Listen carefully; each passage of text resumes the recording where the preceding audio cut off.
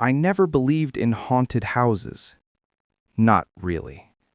But that changed the night I moved into the old place on Pine Hollow Road.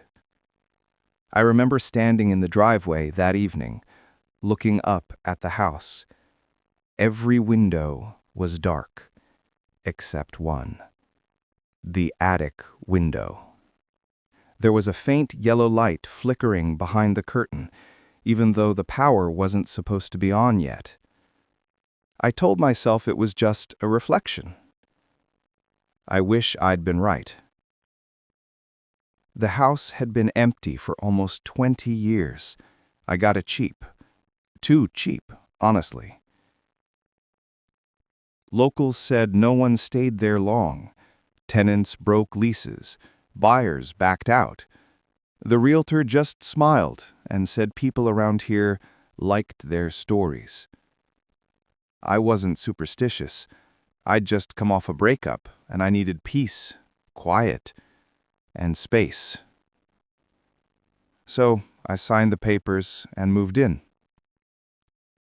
That first night, I unpacked a mattress, a lamp, and one box of photos. Nothing else. The house felt old, but quiet. Until around midnight. That's when I heard footsteps above me. Soft, slow, back and forth. But the attic door was locked. The next morning, the door was unlocked. Not forced open, just unlocked. I remember staring at it, trying to figure out if I'd imagined the whole thing. But I hadn't even gone near it the night before. I pushed the door open. The hinges groaned. The attic smelled like dust and old wood. In the far corner, there was a rocking chair.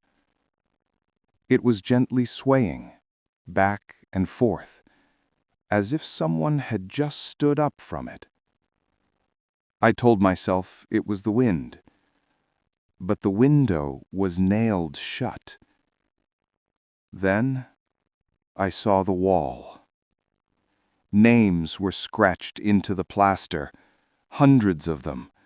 Some were old, faded. Some looked fresh. I ran my hand across them, squinting in the dim light. I didn't recognize any. Until I got to the last one. It was mine. I left the attic and shut the door. The rest of the day I tried to ignore it. I told myself I must have been imagining things, or maybe the realtor played a prank. But that night, I couldn't sleep. Every few minutes I'd hear soft tapping from the ceiling. Then silence. Then again, tap, tap, tap. Around midnight, the power flickered, and the light in the attic came on. I could see it glowing faintly through the cracks in the ceiling boards. That's when I grabbed my phone flashlight and climbed the stairs. Each step felt heavier. The air got colder. And even before I reached the top, I could hear the chair creaking. I pushed open the door. The chair was moving again. Only this time, it wasn't empty. There was a figure sitting there, pale, hunched, facing the wall. Its hand was scratching something new into the plaster. I froze. I whispered, "Who are you?" The scratching stopped. The chair creaked. The figure turned toward me, and I saw my own face. I don't remember what happened next. When I woke up, I was in the hallway. My phone was dead. The attic door was closed again.